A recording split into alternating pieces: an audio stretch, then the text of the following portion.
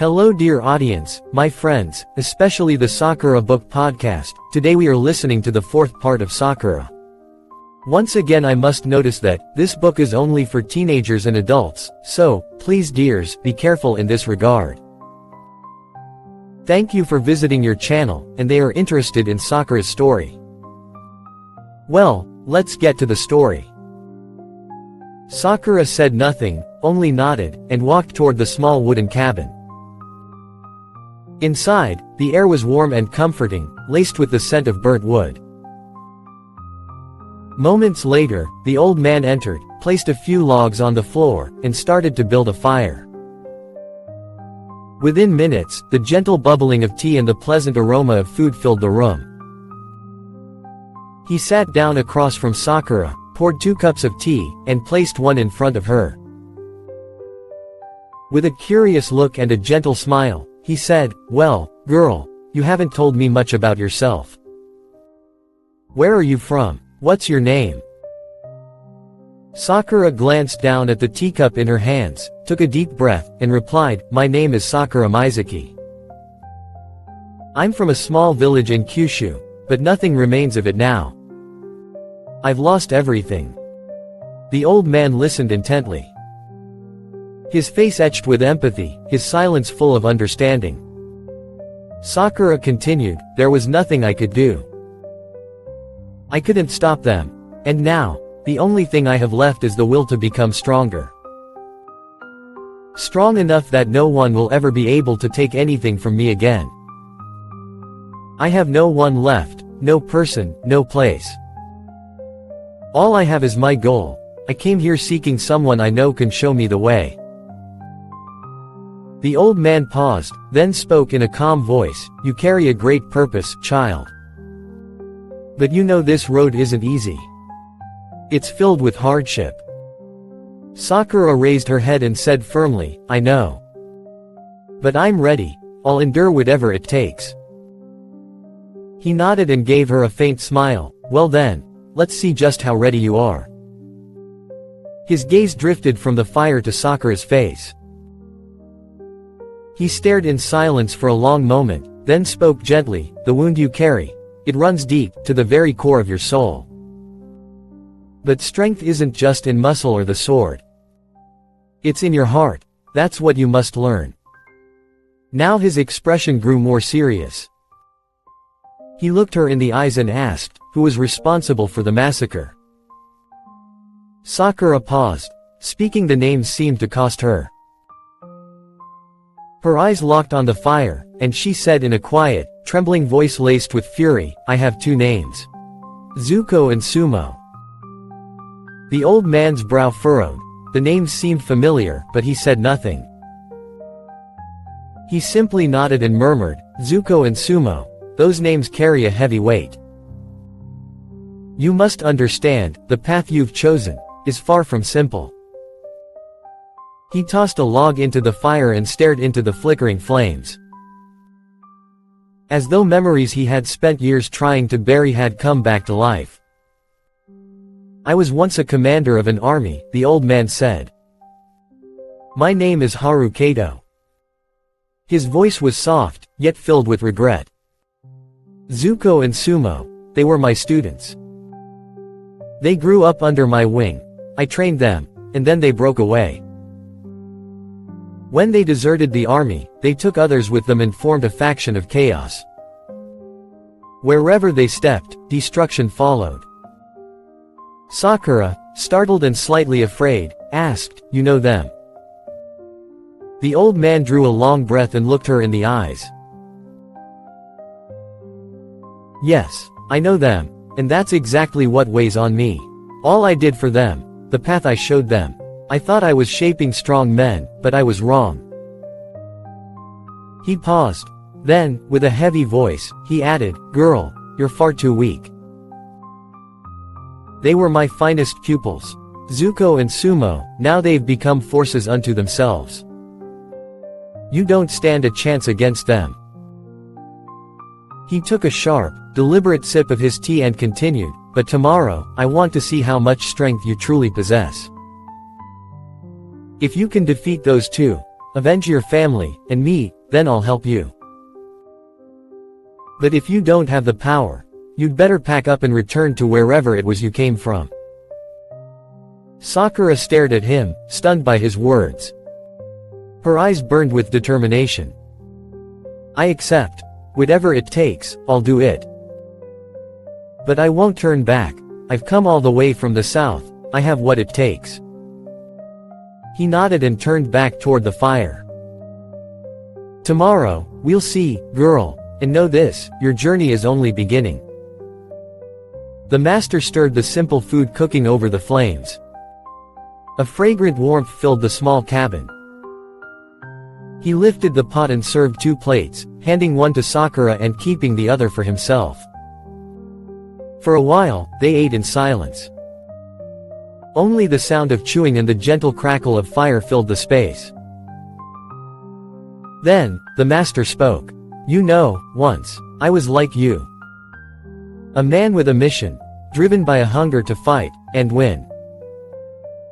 His gaze wandered to the horizon, as though revisiting distant memories. "I was the commander of many battles. I led soldiers, gave orders, and spilled countless lives. But in the end, what was it all for? Nothing but exhaustion, and a deep weariness from life." He paused and set down his spoon. "Sometimes I didn't even know why I was fighting. I simply moved forward, until finally, I decided to leave it all behind. This enchanted forest, it became my sanctuary. A place where no one bothers me, where I can be alone with myself." Sakura listened closely, quietly clutching her plate in her hands. She sensed that beneath his stern exterior, the master harbored deep wounds and regrets. After they finished eating, the old man gestured toward the small room beside them. "That room is yours, you can sleep there. I'll stay here by the fire with my tea." Sakura nodded and made her way to the room. It was simple, a small bed and a window that opened onto the forest. She sat down, took a deep breath, and whispered to herself, "Tomorrow. I need to be ready. I have to prove my strength. I must show that I can claim my revenge." She slowly laid back and closed her eyes. Thoughts swirled in her mind until, little by little, sleep took over. In her dream, she found herself once again in the forest, but this time, it was bathed in strange light and a peaceful stillness. A shadow moved between the trees, then gradually transformed into a glowing deer. The deer stared at her with eyes of fire, and in a quiet but profound voice said, "Leave. You do not belong here, human.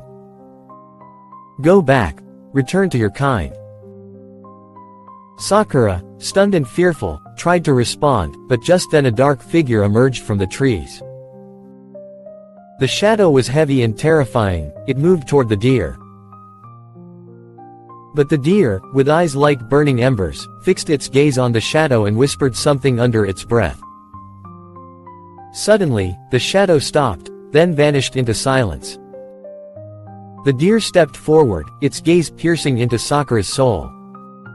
"You are the reason for this chaos." Sakura gasped, unable to breathe, and jolted awake. Her heart pounding, a cold sweat on her forehead. The sun had yet to rise, but the sky was slowly shifting from darkness to ash gray. Sakura sat up abruptly, her breathing still heavy. Everything from her dream was vivid, the glowing deer, the black shadow, and the whispers of that strange being still echoed in her ears. She walked toward the spring, a serene pool near the old man's cottage. The cold, clear water flowed silently through the forest. Sakura dipped her hands into it, the chill offered a strange comfort. She washed her face, but her mind remained tangled with thoughts. The image of the glowing deer, and the shadow from her dream returned. Why did that darkness overpower me? Why did the deer say I shouldn't be here? She stood by the spring for a long moment, staring at her reflection. Sunlight danced on the ripples like endless diamonds, but no answers came. When she returned to the house, the old man was waiting. His penetrating gaze locked onto her, as if weighing her soul, measuring her strength. He said, "Are you ready, girl? Today is your trial. Show me you're worthy." Sakura picked up the wooden sword and entered the training ground. Without hesitation, the master struck. His movements were swift and powerful. Blow after blow, he pressed her hard, until Sakura collapsed to the ground, unable to rise. He stood over her, staring coldly. "Well then, attack." Sakura staggered to her feet and lunged at Haru with weak, trembling blows. After countless moves, her strength waned. The master struck again, knocking her down once more. "Go home, girl," he said with finality. "You don't have what it takes." A long moment passed. Sakura's eyes welled with tears, but the fury and thirst for vengeance ignited within her. In that instant, something dark awakened inside her. Her eyes flared red, black smoke curled around her body, and veins of shadow burst forth from her skin. She gripped the wooden sword, then, with unstoppable force, lunged at the master. Haru Kato braced himself. His own wooden blade met her assault, blocking strike after strike. The duel was fierce and unrelenting, until gradually, the darkness surging through Sakura shattered Haru's sword. Finally, the dark energy burned out. Sakura collapsed to the ground, unconscious. The master stood over her, stunned. He had witnessed something extraordinary, something unnatural. Silently, he lifted her and carried her back to the room. Then he sat by the fire, the flickering glow casting long shadows across his face. He made a cup of tea and stared into it, lost in thought. His mind heavy with doubt. Should I help this girl? Or should I send her away? Sakura was still unconscious, and the master had yet to make his decision. The sound of her stirring pulled him out of his thoughts. He turned to see Sakura slowly waking, still looking dazed and weak. He handed her a warm cup of tea and asked, "Do you remember anything, girl?" Sakura placed a hand on her head, trying to organize her thoughts. Her eyes were still foggy, and her voice trembled in uncertainty. "No, I just remember getting really angry. Then everything went black. It felt like I was trapped inside a dream." She paused and looked around. "So, master, what happened? Why am I back inside the house? Did you decide to take me in as your student?" The master fixed his gaze on her. A moment of silence passed, as if he were still searching for an answer. Finally, he said, "You hold great power, Sakura. But that power is raw and dangerous. I still don't know if you can control it. But maybe, just maybe, I can help you." His expression turned serious, his eyes sharp with purpose. After another pause, he continued, "Very well. I accept. But before anything else, you must promise me something. You must put an end to the arrogance of my two foolish students, Sumo and Zuko. They've crossed every line. Their actions are intolerable. I live every day haunted by the choices I made with them. And now I want that torment to end. You will be the one to make it right." He paused, took a sip of tea, and continued, "But about that darkness. I have many questions. What is it? Where did it come from? Can it be controlled or not? That's something we must discover together. But know this, you must listen to everything I say. You must not go against my word. I don't want another burden of regret added to my conscience." He turned toward the fire and spoke in a softer voice, "You still don't have enough control. You need to build your skills, learn how to contain that dark presence. It will take time, perhaps years. But if you're truly determined, you can stay here and train. It's the only way. Sakura, still slightly dazed, looked at him. Her eyes were filled with resolve and questions. This was the moment her path would be defined, and she knew it would be a difficult one. She clenched her hands at her sides, her gaze locked onto the master. Her voice was steady, though faintly trembling. "Master, I'm ready. I'll learn whatever it takes, I'll do everything. I don't want to be weak anymore. Just tell me how to begin." He looked at her, his expression still stern, but in his eyes, there was a trace of respect. "If you're truly resolute, the road ahead will be harsh. You must learn self-control, because the power within you is more dangerous than you realize." Sakura nodded firmly and said, with stronger resolve, "I'm ready, Master. I'll do whatever you say." The master gently set his cup down on the table and said, "Then we begin. But first, you must understand this path will demand time and effort. You must accept that nothing will be easy."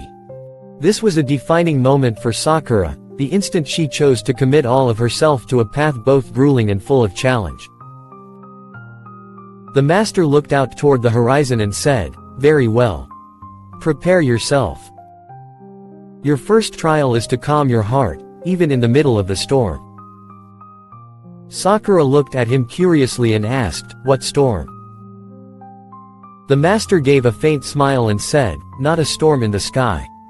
A storm within you. Your emotions, your fears, your doubts. To understand the power inside you, you must first learn to accept your mind just as it is." Sakura nodded, her eyes shimmering. She understood deep down that this path wasn't just about harnessing strength, it was about changing herself. The master continued, "Now, look at that tree. The wind shakes it, but it doesn't break. That's because its roots are deep, firm in the earth. You too must grow your roots strong. We begin tomorrow." Thank you very much for being with us so far, and I suggest you subscribe to your channel to stay out of the next podcasts.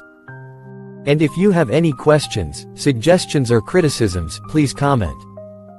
Have a wonderful day and bless you. See you again guys, bye bye.